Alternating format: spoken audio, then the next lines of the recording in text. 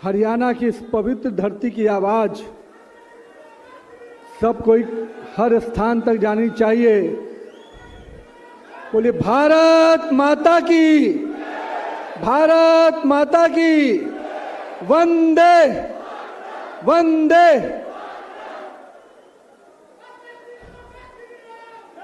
हरियाणा की इस पवित्र धरती पर राष्ट्रीय युवा दिवस के अवसर पर सर्वप्रथम हम युवाओं के प्रेरणा पुरुष स्वामी विवेकानंद जी को मैं सबसे पहले श्रद्धा सुमन अर्पित करता हूं और नमन करता हूं। हमारे बीच में उपस्थित इस राज्य के यशस्वी मुख्यमंत्री, जिनके नेतृत्व में हरियाणा नित्य नई ऊंचाइयों को गढ़ रहा है, नई ऊंचाइयों को छू रहा है, वैसे अपने माननीय मुख्यमंत्री आदरणीय नायब सिंह सैनी जी, हमारे भारतीय जनता युवा मोर्चा के राष्ट्रीय अध्यक्ष, जिनके नेतृत्व में लगातार युवाओं में नई जोश और नई क्रांति का संचार हो रहा है, वैसे अपने सांसद मेरे मित्र तेजस्वी सूर्या जी, हमारे हरियाणा प्रदेश के यशस्वी अध्यक्ष, जिनके नेतृत्व में संगठन के कार्यों को लगातार हरियाणा के हर बूथ तक पहुंचाने का काम हो रहा है, वैसे अपने मोहन लाल कौशिक जी, अपने इस हरियाणा प्रदेश के सह प्रभारी सुरेंद्र नागर जी, अपने केंद्रीय मंत्री राव इंद्रजीत सिंह जी, अपनी केंद्रीय संसदीय बोर्ड की सदस्या श्रीमती सुधा यादव जी, राष्ट्रीय सचिव भारतीय जनता पार्टी आदरणीय ओम प्रकाश धनखड़ जी, मेरे युवा साथी और इस राज्य के युवा एवं खेल मंत्री गौरव गौतम जी, राव नरबीर सिंह जी, केंद्रीय कैबिनेट मंत्री, हमारे प्रभारी युवा मोर्चा के अभिनव प्रकाश जी, हमारे मित्र शिक्षा मंत्री महिपाल ढांडा जी, कैबिनेट मंत्री कृष्ण बेदी जी, विधायक मुकेश शर्मा जी, जिला अध्यक्ष गुरुग्राम के सर्वप्रिय त्यागी जी, अपने विधायक तेजपाल तंवर जी, राजेश नागर जी और अपने मेयर गुरुग्राम की श्रीमती राज रानी जी, और यहाँ पर बैठे हुए अपने वैसे युवा जो भारत के भविष्य के निर्माण के शिल्पकार बनने वाले हैं, जो इस हरियाणा प्रदेश के भविष्य के निर्माण के शिल्पकार बनने वाले हैं, मैं यहाँ पर बैठे हुए उन तमाम युवा साथियों को नमन करता हूँ, अभिनंदन करता हूँ। हमारे प्रेरणा पुरुष स्वामी विवेकानंद जी ने हमेशा युवा शक्ति पर भरोसा किया है। उन्होंने माना था कि जब जब इस देश को आगे बढ़ना होगा, जब जब ये देश नई ऊंचाई को छुएगा, तो उस ऊंचाई का नेतृत्व भी कोई न कोई युवा उस प्रकार से करता आगे बढ़ेगा। आज हम इस बात के साक्षी हैं कि नरेंद्र मोदी जी ने, हमारे प्रिय नेता प्रधानमंत्री श्री नरेंद्र मोदी जी ने देश भर के युवाओं को कहीं न कहीं एक प्रेरणा दिया है, एक नेतृत्व दिया है कि आइए हम 2047 का विकसित भारत बनाना है, तो इस देश के युवाओं को आगे आना होगा, इस देश के युवा नेतृत्व को आगे आना होगा। और जो विश्वास माननीय अपने स्वामी विवेकानंद जी के शब्दों में जो कहा था कि it is the best to work among the youth in whom lies our hope, and I have a faith in my country, especially in the youth of my country। ये शब्द जो विवेकानंद जी के थे, ये विश्वास का प्रतीक थे, ये आशा के वो प्रतीक थे कि हम सब युवाओं से निश्चित रूप से भारत जैसे युवा देश से स्वामी विवेकानंद जी के आदर्शों पर चलने का जो सपना देखा था, उसको साकार कोई करेगा तो आज का युवा करेगा। और आज यहाँ पर उपस्थित होकर वो ऊर्जा मैं भी महसूस कर पा रहा हूँ, क्योंकि आज भारत का युवा अगर आगे बढ़ने वाला है, भारत का युवा अगर विकास की पटरी पे आगे जा रहा है, तो उसका नेतृत्व करता आप सभी होंगे। हम आज यहाँ पर उपस्थित हुए हैं, जिस प्रकार से हरियाणा में, हरियाणा के माननीय मुख्यमंत्री के नेतृत्व में लगातार युवाओं को रोजगार के साथ युवाओं को आगे बढ़ने का प्रयास माननीय मुख्यमंत्री जी के नेतृत्व में हो रहा है। आज पूरे देश में जहां 65% की आबादी 35 वर्ष से कम की है, और आने वाला समय में पूरे विश्व के सबसे अधिक युवा आबादी का देश भारत बनने जा रहा है। और ऐसे समय में हमको सही दिशा की ओर चलना है। सही क्षेत्र के दृष्टि से हर जो हमारे स्टार्टअप की योजनाएं हैं, जो हमारे अलग अलग प्रकार की जो स्किल इंडिया की योजनाएं हैं, जिस प्रकार से माननीय प्रधानमंत्री जी ने इसको शेप दिया है, मेक इन इंडिया को जिस प्रकार से शेप दिया है, वो कहीं ना कहीं हम युवाओं के लिए दिशा तय कर रहा है।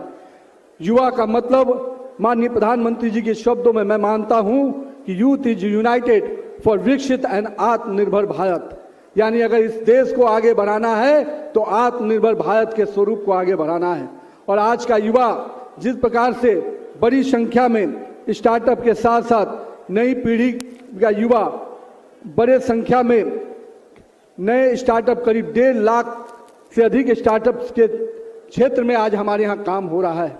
एक समय था, आज से 11 साल पहले सैकड़ों की संख्या में स्टार्टअप हुआ करते थे, पर आज समय बदला, माननीय प्रधानमंत्री जी का नेतृत्व मिला और आज 1.5 लाख से अधिक स्टार्टअप की योजनाएं चल रही हैं।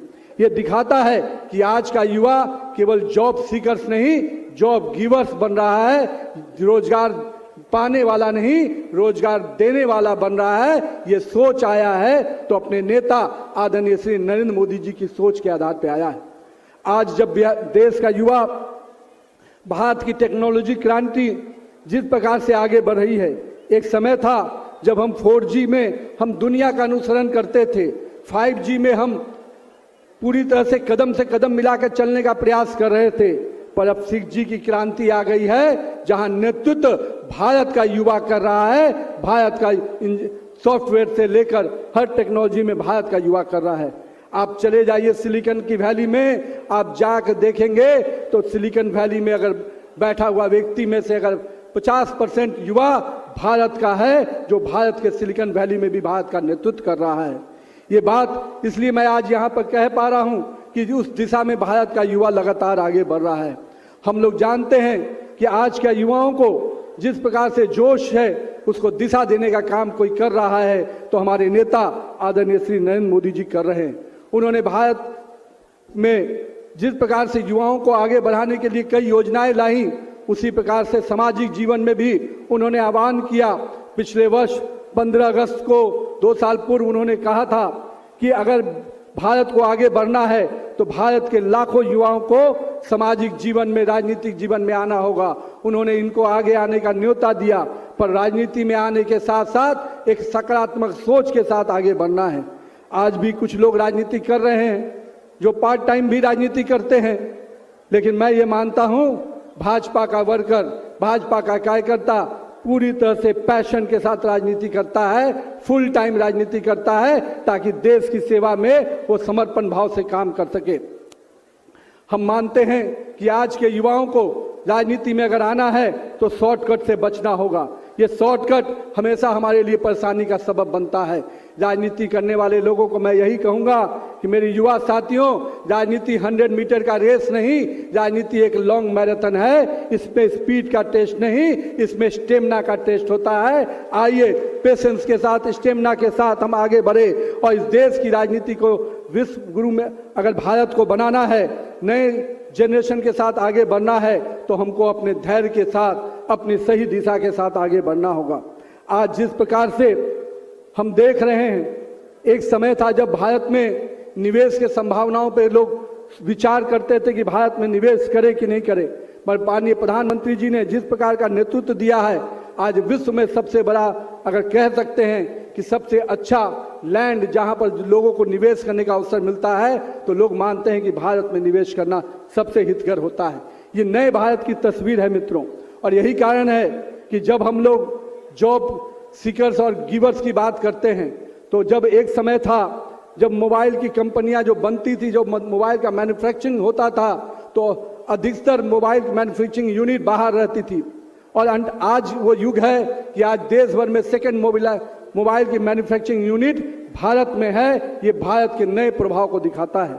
जहां तक हम अन्य विषयों की चर्चा करते रहते हैं, लेकिन आज विरासत को भी किसी ने बढ़ाने का काम किया तो नरेंद्र मोदी जी की सरकार ने किया। हम टेक्नोलॉजी में भी काम करते हैं, हम अपने देश की संस्कृति को भी बढ़ाने का काम करते हैं और साथ ही साथ युवाओं को अगर सही दिशा में स्वाभिमान की भी बात करते हैं।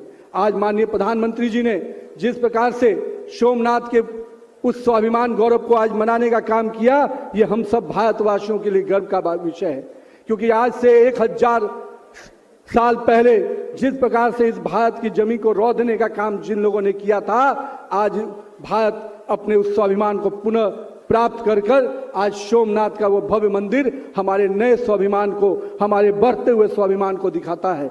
इसलिए आइए मित्रों, आज देश भर में युवाओं का आज अधिक से अधिक आगे बढ़ने का मौका मिल रहा है।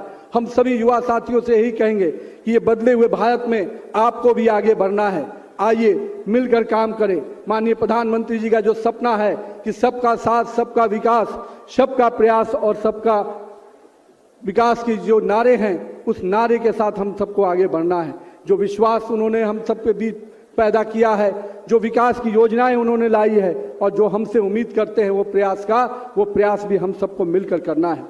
ऐसे समय में जब अन्य पार्टियां, मैं कह सकता हूं कि आज स्वामी विवेकानंद जी की जयंती हम मना रहे हैं, लेकिन हम जयंती को केवल एक वर्ष नहीं मनाते, हम उनकी प्रेरणा से काम करते हैं। पर कुछ लोग ऐसे भी हैं जो स्वामी विवेकानंद जी के विषयों की चर्चा तक करना उचित नहीं समझते हैं। लेकिन भारतीय जनता पार्टी का यूथ विंग हर वर्ष युवा मोर्चा को प्रेरणा के इस पुरुष के साथ जयंती भी मनाता है और साल भर युवाओं को प्रेरणा के साथ उनके प्रेरणा के विषयों को लेकर काम भी करता है। हम आज पूछना चाहते हैं उन लोगों से जिन्होंने राजनीति में भारत को हमेशा पीछे देखने का काम किया। जब वो विदेश की सरजमी पे जाते हैं तो भारत के संविधान को गाली देते हैं, भारत को अपमानित करने का काम करते हैं। लेकिन हमें याद है कि आज वो भी दिन था जब 2011 में हम लोगों ने राष्ट्रीय एकता यात्रा निकाली थी। उस राष्ट्रीय एकता यात्रा में हमने देखा था कि किस प्रकार से तिरंगे को जब हम लाल किले पर से निकलकर हम लाल चौक की ओर ले जाना चाहते थे तो सवाल दागे जाते थे। लाल किले पे तिरंगा फहराया जाता था और लाल चौक पे पाकिस्तान का झंडा फहराया जाता था। हमारे युवा मोर्चा के साथी हमारे अध्यक्ष बैठे हैं। 2011 में युवा मोर्चा में उस समय हम लोगों ने जब काम किया तो उसी लाल चौक पर तिरंगा फहराने का कार्यक्रम लिया, तो इस समय यहाँ दिल्ली में बैठी हुई सरकार मनमोहन सिंह की और वहां पर बैठे हुए उमर अब्दुल्ला ने कहा था कि कश्मीर में शांति भंग हो जाएगी। भारत के तिरंगे से शांति भंग होने की बात उठाते थे। पर आज उसी लाल चौक पर हमारे साथियों ने जाकर तिरंगा भी लहराया और कश्मीर की घाटी में शांति भी बनी हुई है। ये बदले हुए भारत की तस्वीर है। हम जब न्यूयॉर्क में देखते थे कि भारत का तिरंगा न्यूयॉर्क टाइम्स पे लहराता था तो हमें भी सपना होता था कि हमारा तिरंगा भी लाल चौक पर भी लहराए। लेकिन नरेंद्र मोदी जी का करिश्माई नेतृत्व आया और अब लाल चौक भी भारत के तिरंगे से लहराया हुआ नजर आता है, तो एक एक भारतीय को गर्व होता है। जिस राम मंदिर के विषय को लेकर लगातार रोकने का प्रयास किया गया, लगातार उसको पर हमारे सनातन परंपराओं को चोट देने का प्रयास किया गया, लेकिन नरेंद्र मोदी जी के नेतृत्व में हम लोगों ने देखा कि एक भव्य राम मंदिर का भी स्वरूप हम लोग को देखने का मौका मिला। ये कहीं ना कहीं करोड़ों सनातन परंपराओं को एक ताकत देने का विषय है। और राम हमारे आदर्श पुरुष हैं, हमारे वैसे मर्यादा पुरुष हैं जिनके नेतृत्व को, जिनके कार्य प्रणाली को हम लोग सब कुछ देखकर आगे बढ़े हैं। और यही कारण है कि आज पूरे देश में उस भव्य राम मंदिर के निर्माण से करोड़ के लोगों का सपना पूरा हुआ है। आज जब इस कश्मीर में 370 धारा की समाप्ति की बात आई तो मैं पूछता हूं कि क्यों कांग्रेस के लोगों ने कश्मीर की जनता को इतने दिन से आजादी में नहीं आने दिया? क्यों ऐसे बंधन में बांध कर रखा कि कश्मीर भारत से न जुड़ पाए? मैं धन्यवाद देता हूं इस देश की सरकार को और माननीय प्रधानमंत्री नरेंद्र मोदी जी को, जो कश्मीर के असली आजादी किसी ने दी तो नरेंद्र मोदी की सरकार ने दी, एनडीए की सरकार ने दी। आइए मेरे मित्रों, युवा साथियों, हम सब के लिए नए भारत के निर्माण का समय है। उस वैसे भारत का निर्माण का समय है जब 2047 का समय एक विकसित हरियाणा और विकसित भारत बनाना है। उसमें हम सबको अपना योगदान देना है। हम सबको आगे बढ़कर नरेंद्र मोदी की सरकार के साथ साथ हम सबको भी एक एक कदम आगे चलना है ताकि भारत के विकास में और हरियाणा के विकास में हम अपना योगदान दे पाए। तो आइए मिलकर स्वामी विवेकानंद जी की जयंती के दिन संकल्प करें कि हम युवा जो यहाँ इकट्ठा हुए हैं अपने प्रेरणा पुरुष के जयंती के अवसर पर हम सब मिलकर इस देश के विकास में अपना योगदान देंगे, इस देश की मिट्टी को नमन करते हुए आगे बढ़ेंगे और देश को विश्व गुरु बनाने की दिशा में हम काम करेंगे। बहुत बहुत धन्यवाद। जय हिंद, जय हरियाणा। बहुत धन्यवाद माननीय राष्ट्रीय कार्यकारी अध्यक्ष जी। सब लोग जोरदार तालियों से माननीय राष्ट्रीय कार्यकारी अध्यक्ष श्री नितिन नवीन जी का पुनः स्वागत, वंदन और अभिनंदन करेंगे। तो आपने सुना अभी बीजेपी के राष्ट्रीय कार्यकारी अध्यक्ष नितिन नवीन को गुरुग्राम में मौजूद हैं इस वक्त और राष्ट्रीय युवा दिवस मनाया जा रहा है और आज हरियाणा में उनका पहला दौरा है। नितिन नवीन का उनका स्वागत किया मुख्यमंत्री नायब सिंह सैनी ने। इस दौरान मुख्यमंत्री ने भी अपना संबोधन दिया और युवाओं से कहा कि आप देश की ताकत हैं। राष्ट्रीय कार्यकारी अध्यक्ष नितिन नवीन ने भी युवाओं से आह्वान किया कि आपकी ताकत प्रेरणा स्रोत है और इस मौके पर स्वामी विवेकानंद को भी याद किया। उन्होंने उनको नमन किया और कहा कि उनकी प्रेरणा आज भी युवाओं को ताकत देती है। तो गुरुग्राम से आप ये सीधी तस्वीरें देख रहे हैं इस वक्त।